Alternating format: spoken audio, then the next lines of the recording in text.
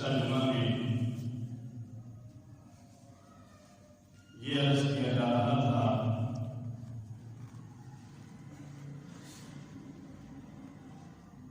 کہ ہمیں نیک اعمال کی توفیق کیوں نہیں ہوتی.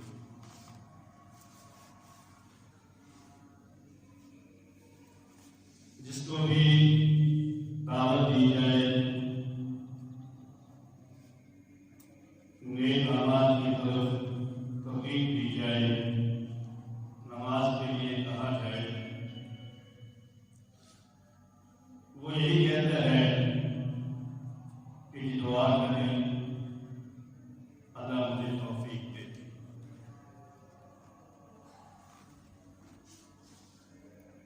گزشتہ جمعہ میں یہ عرض کیا گیا تھا کہ توفیق کسے کہتے ہیں،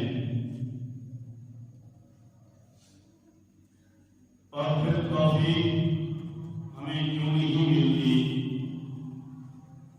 اس کی ایک وجہ کا مختصراً گزشتہ جمعہ میں عرض کیا گیا. ہمارے اندر اللہ کے احکامات کی اہمیت نہیں ہے. جس بات کی، جس عمل کی، جس کام کی اہمیت نہیں ہوتی، اسے کرنے کے لیے انسان کوشش بھی نہیں کرتا. اہمیت ہوگی، کوشش کرے گا، اور جب کوشش کرے گا، قدم اٹھائے گا، اللہ اسے توفیق بھی دے دے گا. مجدد الملت حضرت مولانا محمد اشرف علی صاحب تھانوی رحمۃ اللہ علیہ فرماتے ہیں کہ آج ہم جو بے عمل ہیں یا ہم بد عملی کا جو شکار ہیں، یا ہمیں جو نیک اعمال کی توفیق نہیں ملتی، اس کی وجہ کم علمی نہیں ہے. اس کی وجہ یہ بھی ہے کہ ہمارے پاس علم نہیں ہے. اس کی وجہ یہ ہے کہ ہمارے وجہ یہ بھی ہے کہ ہمارے پاس معلومات نہیں ہے. اور اسی طرح اس کی وجہ یہ بھی ہے کہ کم فہمی ہے کہ ہم اللہ کے احکامات کو جانتے نہیں ہیں، سمجھتے نہیں ہیں. سمجھتے ہیں کہ بد عملی کی وجہ نہ کم علمی ہے نہ کم فہمی ہے، بلکہ آج بد عملی کی وجہ غفلت اور سستی. آج غفلت اور سستی کی وجہ سے ہم بد عملی کا شکار ہیں. سید قطب فرماتے ہیں، جو بہت بڑے اسلامی اور مذہبی اسکالر تھے، وہ فرماتے ہیں کہ غفلت روح کی سب سے بڑی بیماری. غفلت کی وجہ سے روح کی بہت ساری بیماریاں پیدا ہوتی ہیں. غفلت اور سستی کی وجہ سے جہاں ہمیں عمل کی توفیق نہیں ہوتی، اس کے ساتھ ساتھ انسان غافل بھی ہو جاتا ہے، سست بھی ہو جاتا ہے. اس کے معاملات بھی گرم ہوتے ہیں. غافل انسان دنیا کے معاملات میں بھی پیچھے رہتا ہے اور آخرت کے معاملات میں بھی پیچھے رہتا ہے. غافل انسان اللہ کے احکامات کو پورا کرنے میں غفلت کا شکار ہوتا ہے، اور ایسے ہی جب وہ غفلت کا شکار ہوتا ہے تو بہت سارے اعمال سے وہ رہ جاتا ہے.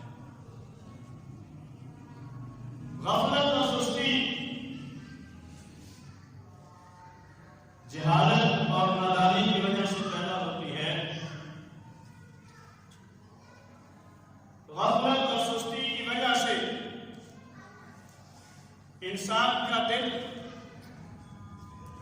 بھی غافل ہو جاتا ہے، اور جب دل غافل ہو جائے تو پھر یاد رکھیں غافل دل والوں کو اللہ رب العزت نے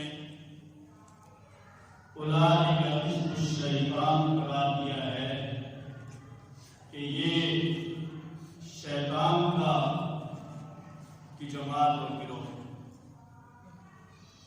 اور اللہ رب العزت نے ارشاد فرمایا لا تکونوا کالذین نسوا اللہ فانساهم انفسهم۔ اللہ فرماتے ہیں کہ اے ایمان والو، تم بھی ایسے نہ ہو جانا جیسے کچھ پہلے لوگ تھے، نسوا اللہ، جنہوں نے اللہ کو بھلا دیا تھا، اللہ کے احکامات کو بھلا دیا تھا، اللہ کے حکم سے غفلت برتی اور سستی کا رویہ اختیار کیا۔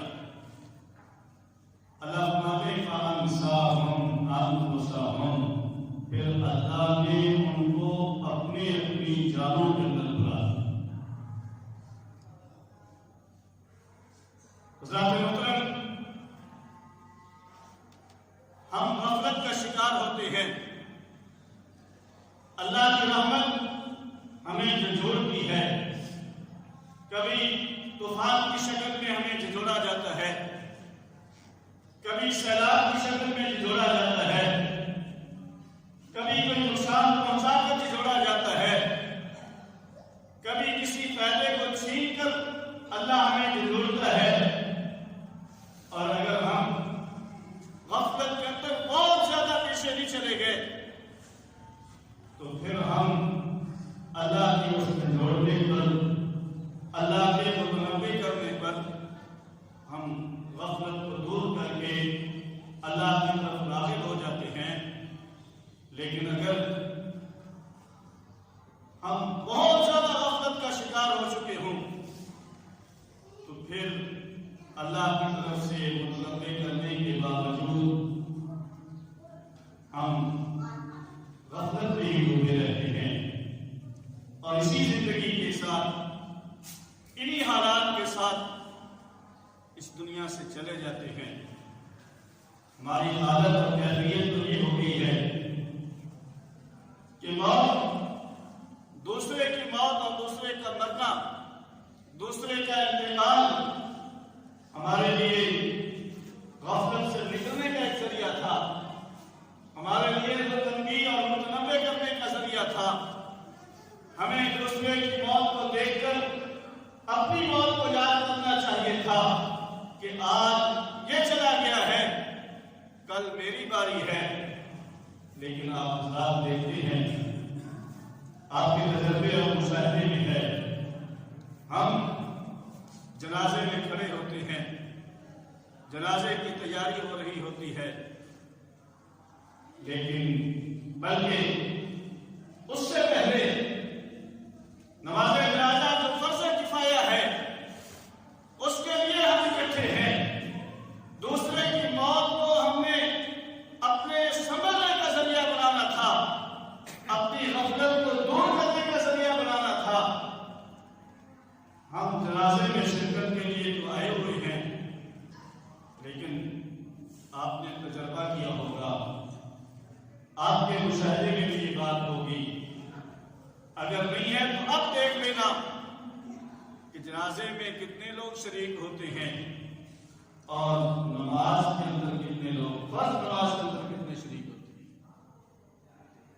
پھر جنازے میں کھڑے ہیں، میت کے اوپر کھڑے ہیں، میت کو دیکھ رہے ہیں، وہاں بھی ہمیں اپنی موت یاد نہیں آتی، وہاں بھی آج کل کے دور کے اندر اس کی تصویریں دکھائی جا رہی ہیں، دوسرے کی موت اور دوسرے کے مرنے کو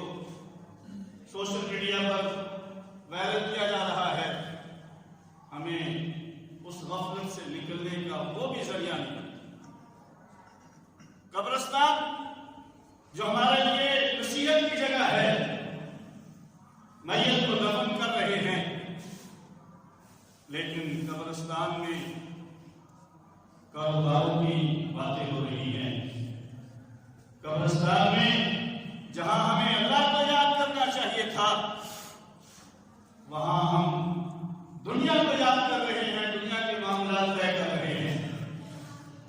حضرات محترم،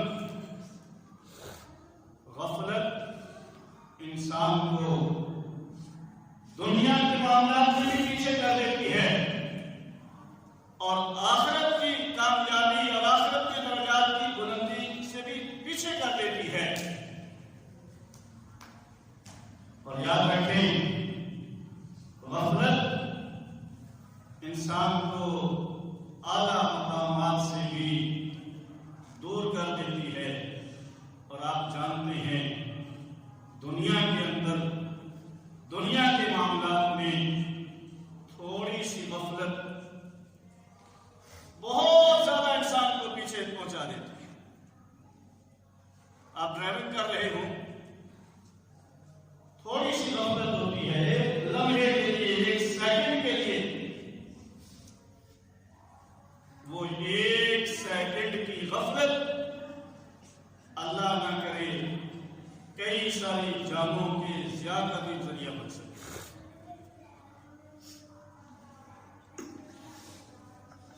باقی ہونا تو اللہ کی طرف سے ہے، لیکن ہم کہتے ہی ہیں کہ جس کا کہیں خیال کی اور چلا گیا تھا، جس وجہ سے یہ حادثہ پیش آیا، یعنی یہ اپنے کام میں مصروف نہیں تھا، اس کی پوری توجہ اپنے کام میں نہیں تھی، ڈرائیونگ میں نہیں تھی، تھوڑی سی غفلت آئی، اس کو اونگ آ گئی، یہ کہیں اور دیکھنے لگ گیا، جس کی وجہ سے یہ حادثہ ایکسیڈنٹ ہو گیا۔ ایسے ہی ہم دین کے معاملے میں بھی دیکھیں کہ آج ہم وسائل موجود ہیں، اسباب موجود ہیں، اللہ رب العزت نے صحت و تندرستی سے بھی نوازا ہے، لیکن اس کے باوجود صرف یہی ہے بنیادی وجہ جس کی وجہ سے ہمیں عمل کی توفیق نہیں ہوتی کہ ہمارے اندر غفلت آ گئی، ہم سستی کا شکار ہو گئے۔ اور غفلت بڑے سے بڑے آدمی سے بھی اگر ہو جائے اس کو بھی نقصان سے نہیں بچا سکتے۔ غفلت اور سستی یہ انسان کے لیے بہت نقصان ہے، اور دین کے معاملات میں اگر ہم غفلت کریں گے تو ہمارا دین کا نقصان ہوگا، آخرت کا نقصان ہوگا۔ حضرات محترم، میں آپ کو ایک مثال سے اس کے بارے میں عرض کرتا ہوں۔ واقعہ بہت مشہور ہے، غزوہ تبوک ہے۔ نبی اکرم صلی اللہ علیہ وآلہ وسلم کا زندگی کا آخری غزوہ، جس میں روم کے بادشاہ کے ساتھ مقابلہ ہے، 40,000 کی فوج لے کر وہ روانہ ہو چکا ہے۔ نبی اکرم صلی اللہ علیہ وسلم نے صحابہ کرام رضوان اللہ تعالی علیہم اجمعین کو تیاری کا حکم دے دیا ہے، اور یہ وہ غزوہ ہے جسے کتابوں کے اندر جیش العسرہ، تنگی کے زمانے کا جنگ کہی جاتی ہے۔ یہی وہ غزوہ اور جنگ ہے جس نے سیدنا صدیق اکبر رضی اللہ تعالیٰ عنہ نے اللہ کے پیغمبر علیہ السلام کے حکم پر اپنے گھر کا سارا مال لا کر نشاور کر دیا تھا۔ سیدنا فاروق اعظم رضی اللہ تعالیٰ عنہ نے گھر کا آدھا مال گھر کے لیے، اہل و عیال کے لیے چھوڑا، اور آدھا نبی اکرم صلی اللہ علیہ وسلم کی خدمت میں پیش کر دیا۔ سیدنا عثمان غنی رضی اللہ تعالیٰ عنہ نے 300 اونٹ بما ساز و سامان کے نبی اکرم صلی اللہ علیہ وآلہ وسلم کی خدمت میں پیش کیے، اور پھر نبی اکرم صلی اللہ علیہ وسلم نے ان کے لیے بشارت دی اور فرمایا، عثمان، آج کے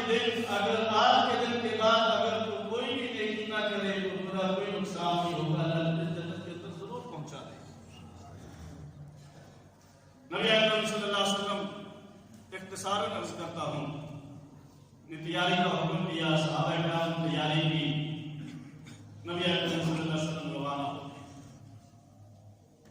اور یہ وہ رستہ ہے جس میں نبی اکرم صلی اللہ علیہ وسلم نے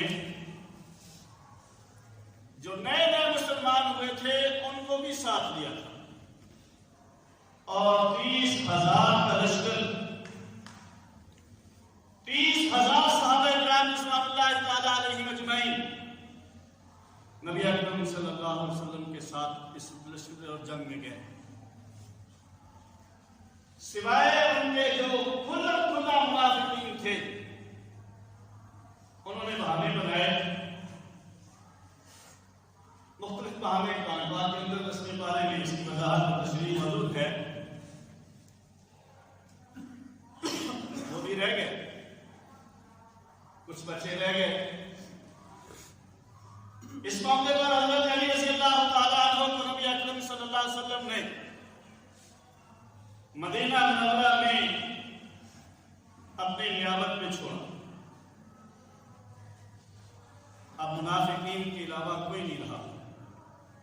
3 صحابہ کرام رضوان اللہ تعالیٰ علیہم اجمعین یا 5 کا. آج کی گفتگو کا تعلق 3 کے ساتھ ہے. 2 کے ضمن میں بات انشاءاللہ اگلے جمعے میں عرض کریں گے کہ اگر ہم غفلت کو چھوڑیں گے تو اللہ کی طرف سے کیا انعام ہے. 3 صحابہ کرام رضوان اللہ تعالیٰ علیہم اجمعین، حضرت کعب بن مالک، ہلال بن امیہ اور مرارہ بن ربیع رضی اللہ تعالیٰ عنہم اجمعین پیچھے رہ گئے، وہ نہیں جا سکتے. حضرت کعب بن مالک اپنا تفصیلی واقعہ اس میں بیان کرتے ہیں. وہ فرماتے ہیں کہ جب نبی اکرم صلی اللہ علیہ وسلم نے تیاری کا حکم دیا اور فرماتے ہیں کہ اس موقع پر جتنا میرے پاس مال و دولت تھا پہلے کبھی کسی موقع پر نہیں تھا، اور پہلے کسی غزوے میں پیچھے بھی نہیں رہا. میں روزانہ سوچتا صبح جاتا کہ آج میں جانے کے لیے سامان کی تیاری کروں گا، سامان لے آؤں گا، خرید لوں گا، رکھ لوں گا. سارا دن ایسے سستی میں گزر جاتا، شام ہو جاتی، اگلے دن پھر سوچتا کہ آج کر لیتا ہوں، ویسے میرے پاس ہیں.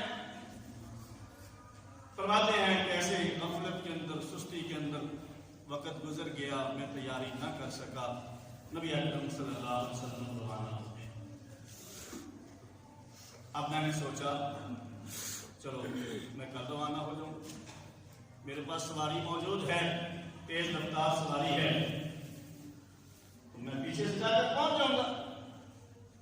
حضرت کعب بن مالک رضی اللہ تعالیٰ عنہ فرماتے ہیں کہ میں روزانہ اسی طرح کرتا، کچھ دن گزر گئے، میں نے سوچا کہ آپ کو نہیں پہنچ سکتا. غفلت اور سستی کی وجہ سے حضرت کعب بن مالک اور باقی حضرات پیچھے رہ گئے، نہ جا سکے. فرماتے ہیں کہ جب پیچھے سے میں شہر کے اندر نکلتا، بچوں کو دیکھتا، کچھ منافقین نظر آتے، تو میرے دل کو تکلیف ہوتی کہ میں تو پیچھے رہ گیا. خدا اللہ کے پیغمبر جناب محمد رسول اللہ صلی اللہ علیہ وسلم تبوک میں پہنچ گئے. 1 مہینے کا سفر کر کے تبوک میں پہنچے. وہاں اللہ کے پیغمبر نے سوال کیا، پوچھا کہ کعب بن مالک کا کیا ہوا، وہ نہیں آئے. کسی نے کوئی بات کی، حضرت معاذ نے کہا کہ ہو سکتا ہے کہ انہیں کوئی عذر پیش آ گیا ہو. نبی اکرم صلی اللہ علیہ وسلم نے کوئی بات نہیں کی، وہاں مشورہ نہیں ہوا، انہوں نے سلوک کر لی. نبی اکرم صلی اللہ علیہ وسلم نے 20 دن وہاں پڑاؤ ڈالا.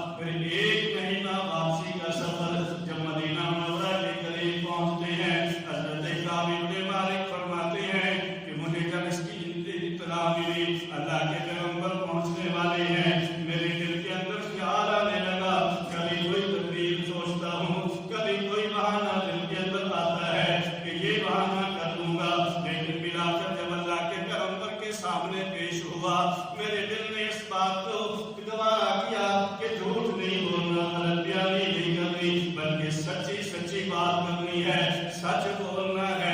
حضرت فرماتے ہیں کہ میں اللہ کے پیغمبر کے سامنے گیا، دیکھا منافقین آ رہے ہیں، کوئی بہانہ کر رہا ہے، کوئی بات کر رہا ہے۔ اللہ کے پیغمبر اسے کہہ رہے ٹھیک ہے ٹھیک ہے ٹھیک ہے، جاؤ جاؤ چلے جاؤ۔ اللہ کے پیغمبر کے سامنے جب حضرت کعب بن مالک گئے، عرض کیا یا رسول اللہ میں اگر بہانہ بناؤں گا ہو سکتا ہے کہ آپ میری باتوں کی وجہ سے خوش ہو جائیں، لیکن اگر اللہ نے آپ کو اطلاع دے دی تو آپ ہمیشہ کے لیے مجھ سے ناراض ہو جائیں گے، اور اگر میں آج سچی بات کر کے آپ کو وقتی ناراض کر دوں ہو سکتا ہے کہ اللہ آپ کو وحی کے ذریعے مجھ سے راضی کر دے۔ اس لیے میں نے فیصلہ کیا ہے کہ میں سچ بولوں گا، جھوٹ نہیں بولوں گا۔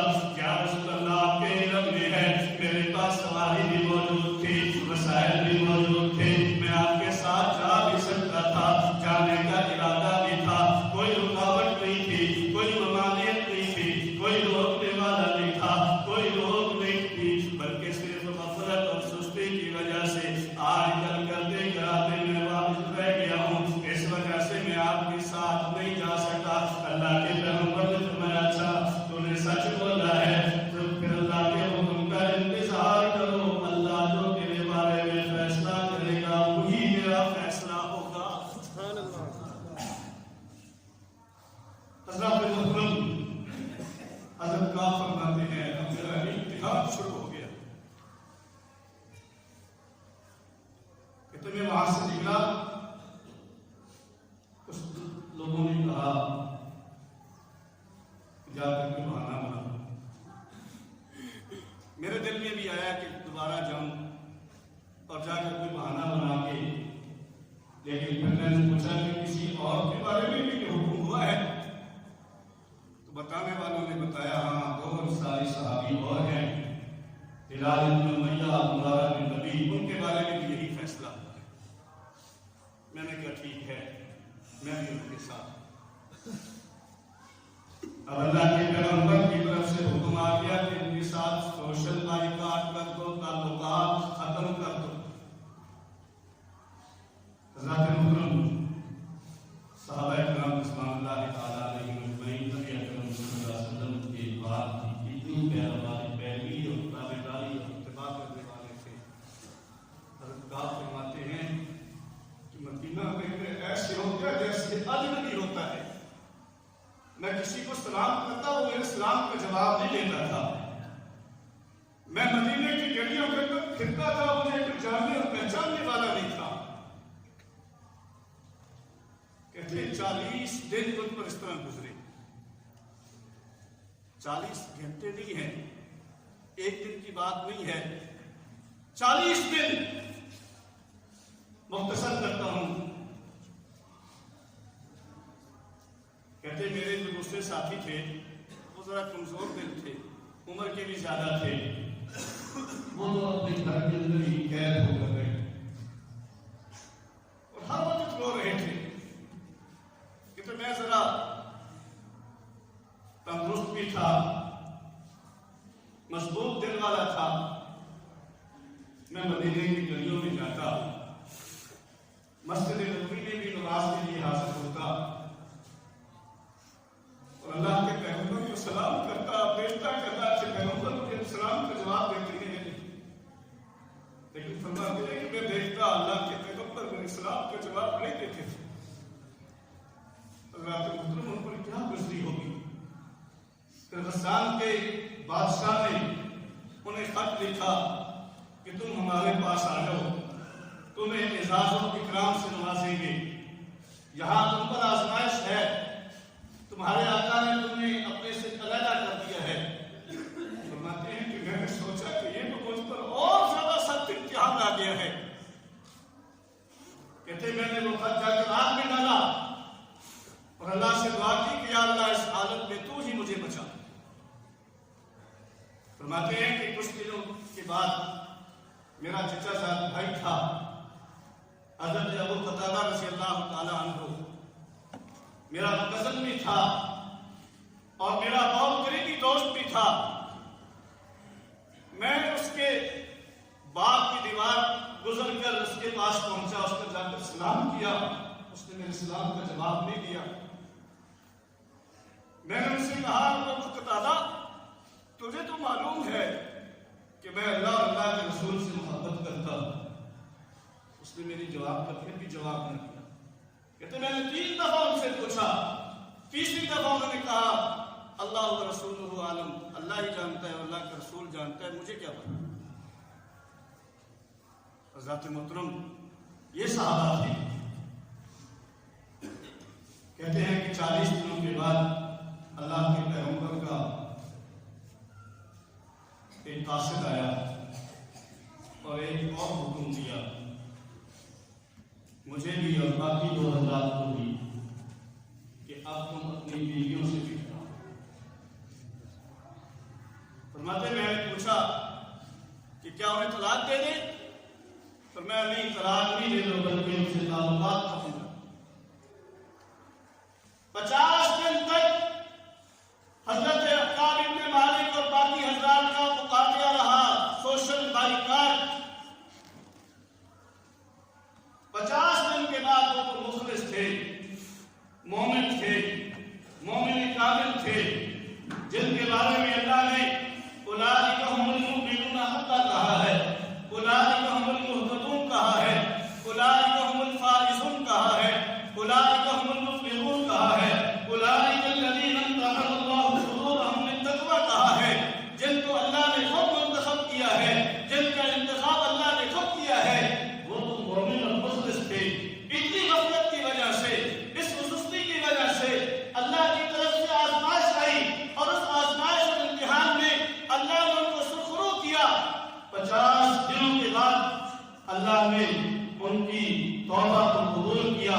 قرآن کی آیات نازل فرمائی وَعَلَى الثَّلَاثَةِ الَّذِينَ خُلِّفُوا حَتَّى إِذَا ضَاقَتْ عَلَيْهِمُ الْأَرْضُ بِمَا رَحُبَتْ وَضَاقَتْ عَلَيْهِمْ أَنفُسُهُمْ وَظَنُّوا أَن لَّا مَلْجَأَ مِنَ اللَّهِ إِلَّا إِلَيْهِ. اللہ فرماتے ہیں کہ پھر اللہ نے مؤمنین پر رحم کیا.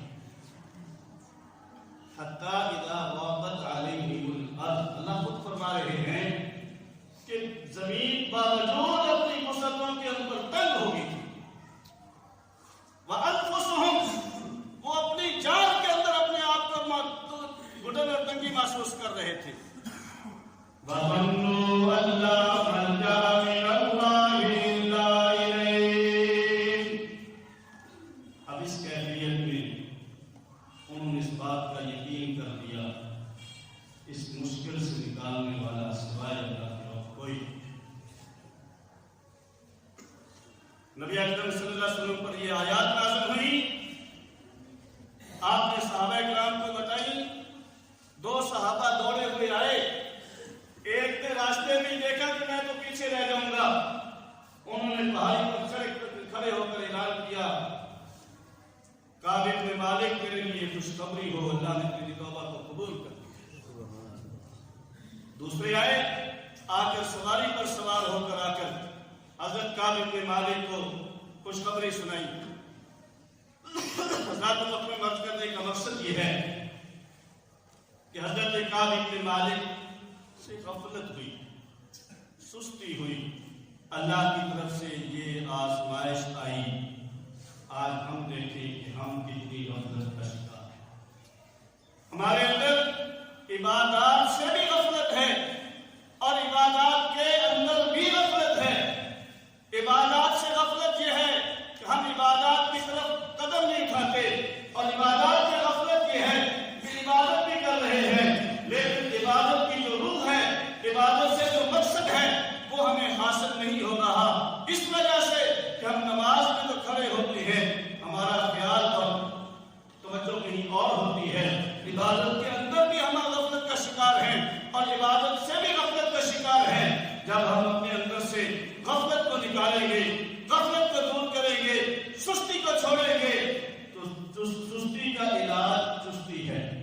اور بعض دفعہ ایک جملہ آپ نے بارہا سنا ہوا ہے, لمحوں نے خطا کی اور صدیوں نے سزا پائی. ایک لمحے کی خطا صدیوں کے نقصان پہنچا جاتی ہے، اور اگر موقع پر آدمی اپنے آپ کو غفلت سے بچا لے تو پھر اللہ بڑی کامیابی